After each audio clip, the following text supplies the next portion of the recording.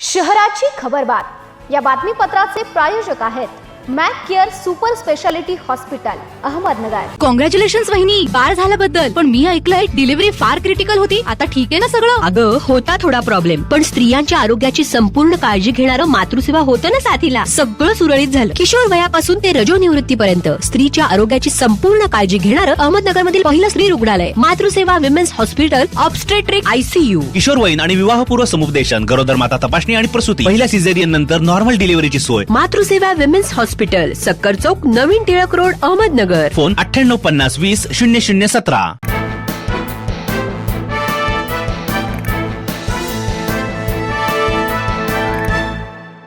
प्रेक्षकांनो नमस्कार, मी निर्जला। न्यूज 24 सह्याद्री मध्ये तुमचं स्वागत। तर पाहूयात अहिल्यानगर शहरातील महत्त्वपूर्ण बातम्यांचा आढावा शहराची खबरबात मध्ये। अहिल्यानगर येथे एका सोलापूरमधील व्यावसायिकाची शेअर मार्केटमध्ये गुंतवणुकीचे आमिष दाखवून 58 लाख रुपयांची फसवणूक झाल्याचा धक्कादायक प्रकार समोर आलाय। ऑगस्ट 2025 ते मार्च 2026 या कालावधीत ही घटना घडली।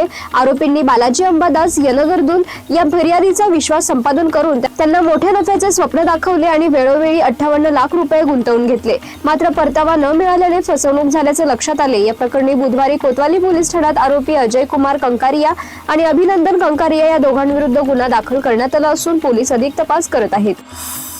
अहिल्यानगर महानगरपालिकेने नागरिकांच्या समस्या जलद आणि पारदर्शकपणे सोडवण्यासाठी कृत्रिम बुद्धिमत्ता आधारित चॅटबॉट सुविधा सुरू करण्याचा उपक्रम हाती घेतलाय।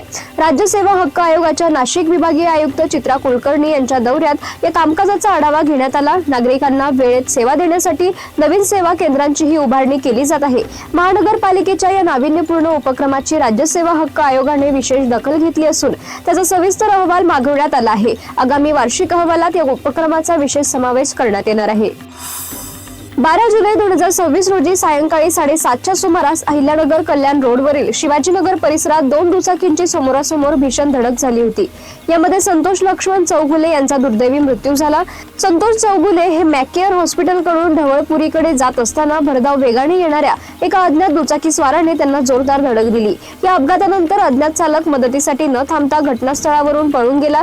या प्रकरणी संतोष यांचे पुतणे सोमनाथ चौगुले यांनी 15 जुलै रोजी तोफखाना पोलीस ठाण्यात फिर्याद दिली आहे। त्यानुसार पोलिसांनी अज्ञात चालकाविरुद्ध भारतीय न्यायसंहिता आणि मोटार वाहन कायद्याच्या विविध कलमांअंतर्गत गुन्हा दाखल केला असून पुढील तपास सुरू आहे।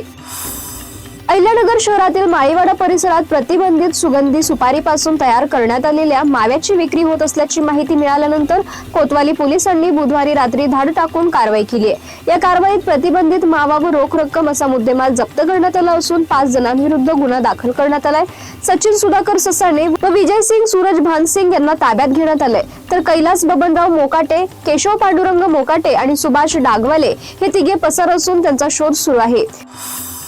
घरगुती कामे येत नसल्याचा बहाणा करून आणि गावाकडील नवीन घर बांधण्यासाठी माहेराहून 10 लाख रुपये आणण्याच्या मागणीसाठी एका विवाहितेचा शारीरिक आणि मानसिक छळ केल्याची घटना समोर आली आहे। या प्रकरणी अहिल्यानगर तालुका पोलीस ठाण्यात सासरच्या 4 जणांविरुद्ध गुन्हा दाखल करण्यात आलाय। यावेळी वाळकी येथे राहत असलेल्या पीडित महिलेने बुधवारी फिर्याद दिली आहे। त्यानुसार पती संदीप नारायण क्षीरसागर, सासू मंगल नारायण क्षीरसागर, सासरे नारायण दिगंबर क्षीरसागर, दीर प्रशांत नारायण क्षीरसागर यांच्या विरुद्ध गुन्हा दाखल करण्यात आलाय। शहराची खबरबात मध्ये आपण इथेच थांबतोय, मात्र तुम्ही पाहत रहा न्यूज 24 सह्याद्री।